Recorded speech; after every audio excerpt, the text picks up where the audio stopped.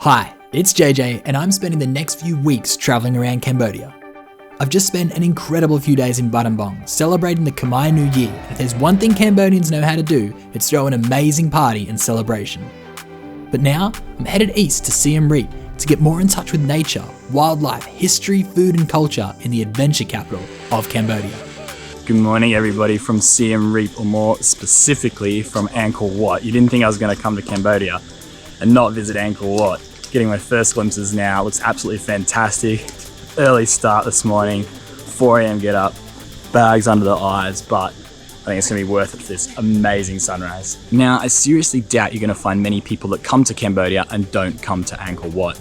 And I've just got the 3-day pass, which cost $62 which is probably about 100 Australian dollars, I think. And I'll be spending my time over the next few days exploring. So I'm lucky enough to be in Siem Reap for 6 days. But there's also plenty of other things to do around here in this part of Cambodia. It's kind of like the activity capital of Cambodia.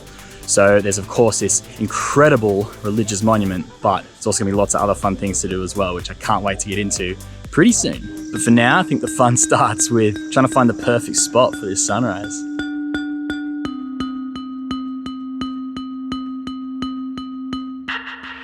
So I've just found my own secluded little spot, a little bit further away from where everyone else is. Everyone else is over near that little lake there, I think hoping to get the reflection as the sun comes up. But mate, I'm pretty happy with my spot here.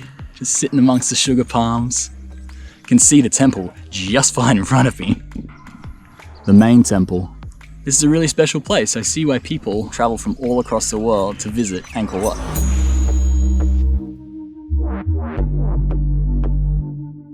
What a fantastic way to start the morning.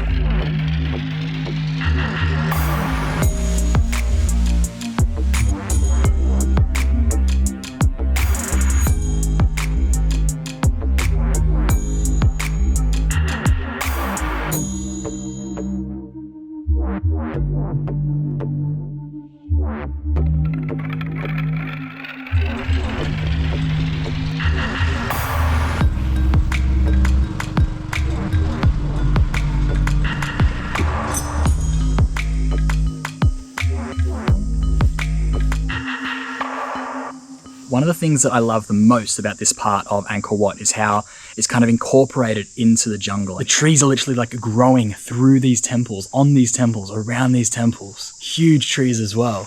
I don't know if this was all jungle before, the construction began on this particular temple, which is called Ta Prohm, but it literally feels, man, like I've been dropped into a Crash Bandicoot game or Indiana Jones. This one's actually also known as the Tomb Raider Temple.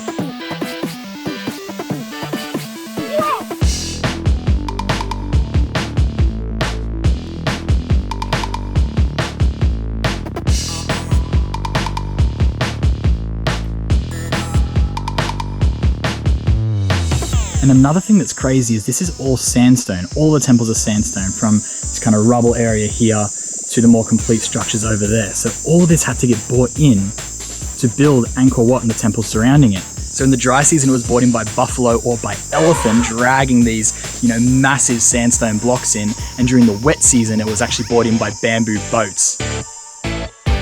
I will confess that when I first decided to come to Angkor Wat, I knew it was gonna be awesome. I knew it was gonna be cool, but I wasn't sure, is this gonna really live up to the hype? Is this as amazing as everybody says it is? And mate, it has delivered and then some. It is better than I ever could have imagined. You could spend weeks exploring here. I see why they give people 3-day passes and week-long passes, because you can get lost in the best way possible. Mate, check out the stairs on this one. This is crazy.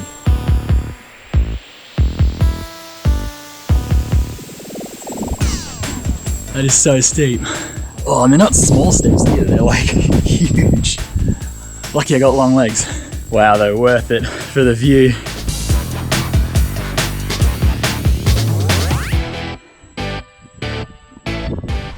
Because Angkor Wat and the Angkor complex are UNESCO World Heritage listed, they are protected.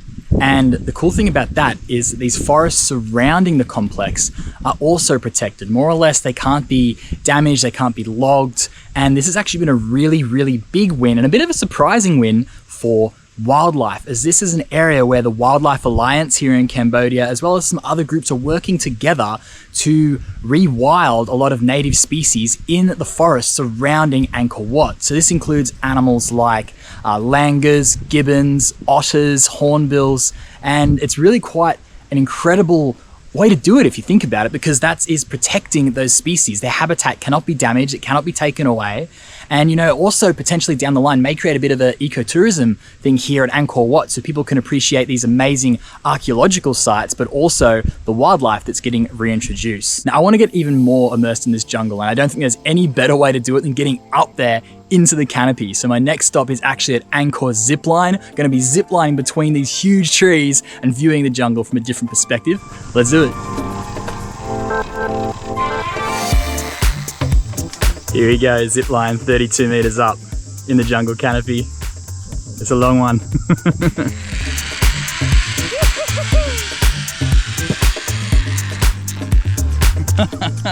Nice. Yeah, it's so good, brother.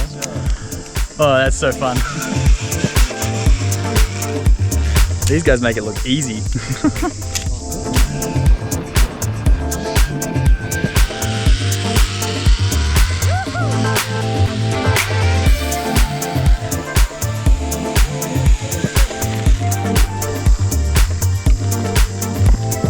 I like the zip line, I don't like the bridge. That one's scary. Hey brother. How you going?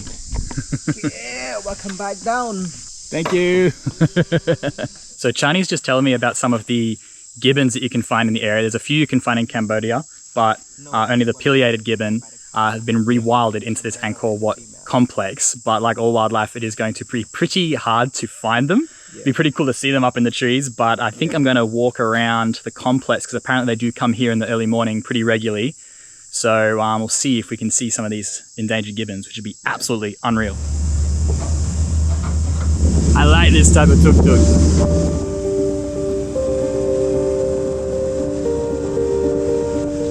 So what luck, hey? Just got back from the zip lining. I was talking to a few more of the staff about the gibbons, and they're like, oh, no, they're already here. They're up in the trees right around the visitor center here. See some movement in the trees. I think we're locked onto some gibbons. This is amazing. So they're hanging out fairly close to the visitor center here, nearly getting some fruit dropped on us because they were rewilded in this vicinity and it was a soft release. So they kind of stayed fairly close to the area for a couple of months before being released. They don't supplementary feed them anymore. They're basically good to do as they choose out there in the jungle. This guy's just eating some fruit literally right here.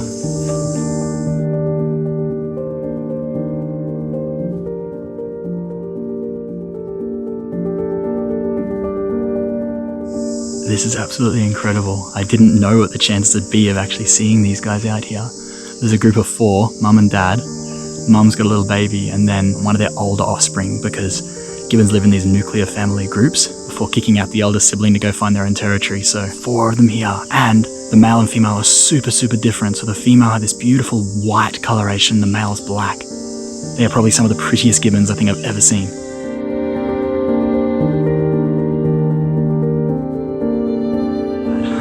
So glad I had a chat to these guys and ask a few questions because this is absolutely insane. I'm sweating up a storm here, but it does not matter being so close to these amazing gibbons. All right, I think I've taken up the time with the staff here enough. See you guys. Good luck. So Chani, what does it mean to you that these gibbons are being released back in the Angkor Wat complex where, you know, they haven't existed for such a long time? It means a lot to us because we try to release things again into the wilds. We just want, every tourist come to Cambodia to see, what the gibbon is look like, and we just want to have some more, the wild animal inside the Angkor parks. And we hope in the future we have some more, wildlife in Cambodia, especially in Siem Reap, where we brought them from somewhere and we just put them in some location inside the Angkor complex, and we try to release them more again and again for the Wildlife Alliance. Yeah, that's so cool to hear, man. I think the Wildlife Alliance, everyone involved, is doing such a great job with this. Yes. Mate, that is my day made. Chani was like, they don't often come down this low. Sometimes you don't see them because they're wild gibbons. They can go out into the forest. they come to the center here occasionally, fairly regularly, but certainly not all the time. So to just rock up and see them right there, it's absolutely incredible. Day made. Man, I love this place. Good morning, everybody. I tell you what, I slept like a rock after a full day out in the heat exploring Angkor Wat, and I'm still on a high with those Gibbons. Just cannot believe that. But today, doing something a little bit different. I've just arrived at the APOPO Humanitarian Demining Center to learn a bit about the process of demining or removing mines from the landscape here in Cambodia. There are millions of mines out there that were left during the Vietnam War, during the Pol Pot regime, and they are a pretty big hazard if you happen to step on one. And unfortunately, a lot of people throughout Cambodia have been injured and killed by stepping on these landmines. So it's a real issue. So I'm here to learn a bit about the process of removing those, the heroes that are doing so, but not all those heroes are people. There's also some very cute and furry individuals that are integral to this process. So let's go check it out. So essentially what these rats do is they seek out the mines and also tuberculosis, which I didn't realize, through scent detection, which allows for the successful and safe removal of those mines from the environment. So it first occurred in a few African countries. They saw the success there before bringing it over here to Cambodia. And these rats, mate, they are pretty big. They're giant African pouched rats, so not native to Cambodia. But these are the heroes. These are the little superheroes of Cambodia doing amazing work. And shortly, I think we'll actually see an example of them sniffing out mines. Well, not real mines, but an example of what these guys can do. It's crazy looking at this map, how many countries have landmines contaminated, is what they call it, mine contaminated. So the main component of a mine is TNT. And apparently each mine only costs a couple of dollars to create, or a couple of dollars to create back in the day. But the removal of each mine costs hundreds, if not thousands of dollars. So it's just one part of the process using the rats. There's metal detectors, there's brush cutters, all the people that are involved to make sure it's a safe process. So it's pretty labor intensive. Tens of thousands of people have died from these mines since the wars. It's crazy. It must be so dangerous out there in some of these spots. But now I think we're actually going to go ahead and see the work that these amazing little rats or big rats are doing to assist with this issue. You're going to see him in action. He's got a little course here. This is so cool.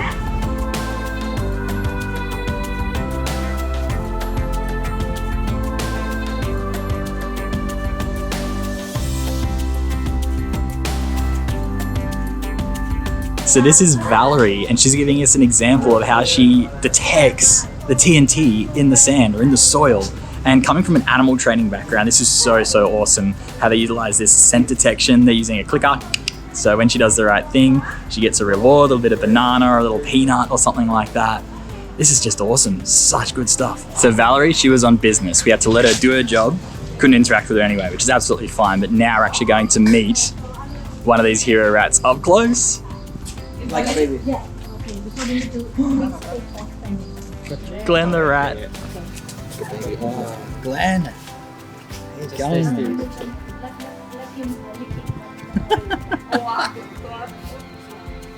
You smell like a rat.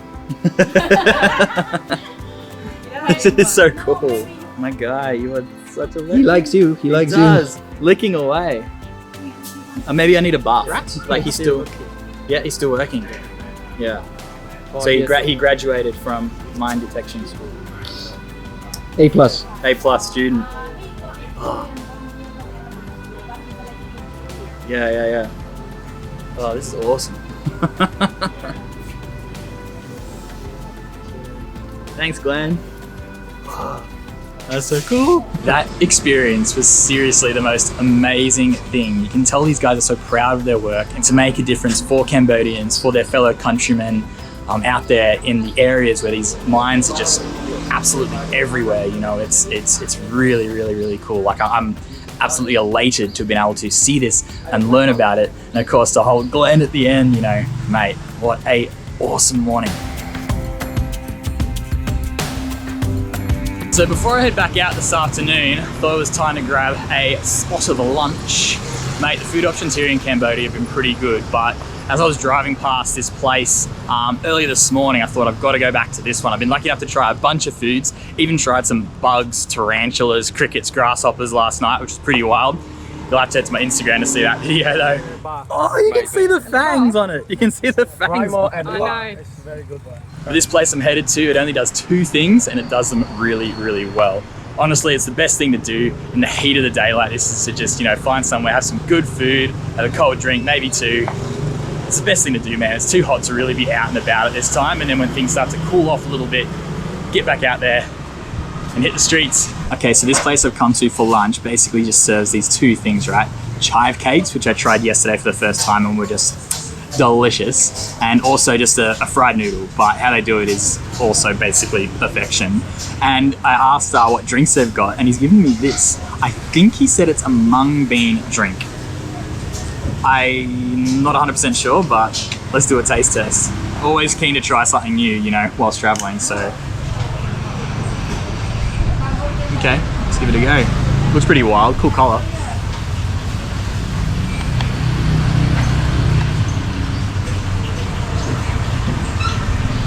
That's pretty good, pretty refreshing.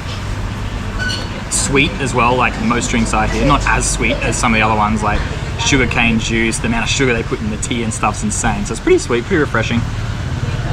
I can't put my finger on the taste though. Mung bean maybe sounds about right. Bottoms up. All right, the first course is coming out. Check this out. Does that not just look delectable? Egg, cabbage, some other greens, bean sprouts, beef, and noodles, and then all the sauce options. Do a bit of chili, and this one is a mystery sweet sauce, but it goes with it really well. Get a bit of chili on there. You also can have. So these are the famous chive cakes, fried balls of goodness. So when I first ate these, I wasn't expecting this. Open it up, and it's just full of chives. Get a bit of that sweet sauce on there as well. They're probably gonna be super hot still.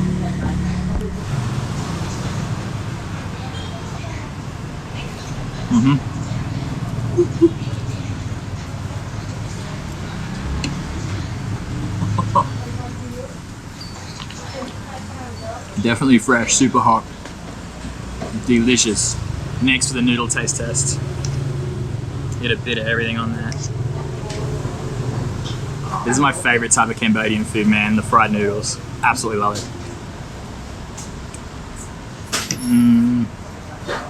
Damn, man, that is so good. These guys really know how to cook their noodles and cook an egg. The eggs are fantastic here. All done. Mate, that was so good, and I'm so full. Probably only needed 1 chive cake instead of 2, but went in Cambodia, and one of the best things, that cost 5 Aussie dollars. 5 Australian dollars for 2 chive cakes, a big bowl of noodles, and my mung bean drink. So can't ask for a better bargain than that.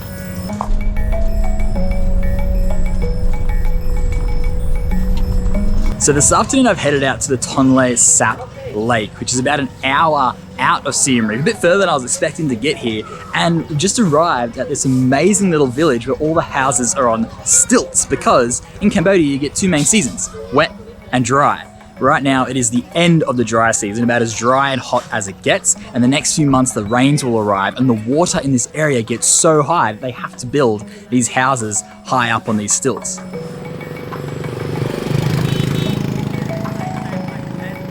But the Tonle Sap Lake is actually the largest freshwater lake here in Cambodia and in Southeast Asia, and is a super biodiverse area with heaps of birds and heaps of fish. So these guys are doing stacks of fishing out there. In fact, a majority of the fish eaten and consumed by Cambodians actually comes from this lake. This is a really beautiful little village. All of the houses, they're very similar style, but they're all painted so beautifully. Bright blues, bright greens. Everyone's got heaps of flowers and pot plants out the front. It is actually really, really stunning. Hello. They were like, hi, hi, hi. And then I got close and they were like, eee, all shy. Hello. Even the kids are colorful. They're literally dressed up in all the colors of the rainbow. And the structure underneath these houses is just incredible. Like, obviously it's made in such a way to raise them up above the water during the wet season. People have got their hammocks strung up under there, and it's just like a labyrinth. It's so, so cool.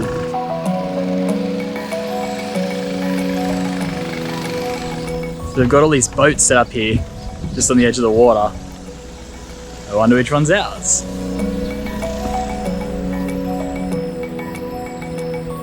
All right, so this is how we're gonna do it. We're gonna jump boat to boat until we get to our one.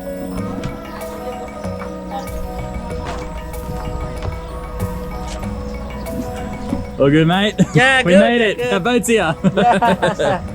Okay, please, mind your head. Yes, mind your head. Oh, yeah, small door. Oh, very small door. Take it up there. Yeah.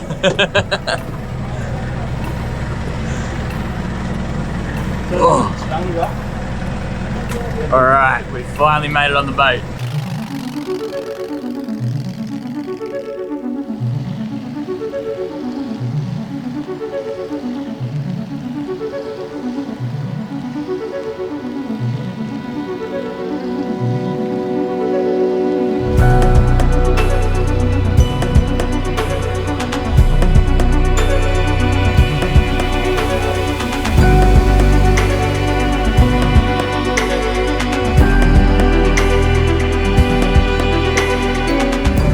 So shallow, they've got these specially designed props to be able to get through these shallow channels. But they also have a young fella on the front with his big stick of bamboo just pushing off the edges because we keep getting kind of stuck on the edges. And suddenly we get to a spot where it's like super shallow, super muddy, and the boats are just kicking like dirty water everywhere.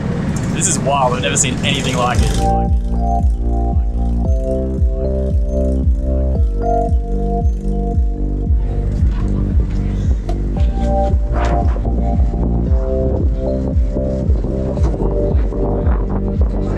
So we have just landed on this floating building, this floating house, floating bar as well. And mate, if you do not know any better, you would think you're just looking straight out into the ocean. This lake is endless.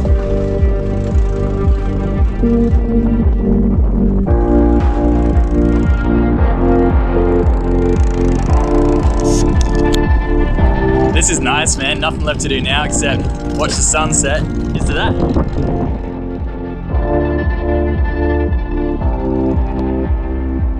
Join me next week as I head into the dense jungles of the Cardamom Mountains with some ex-poachers who are now working with the Wildlife Alliance. Here, I hope to get a first-hand look at the work they are doing to save Cambodia's wildlife.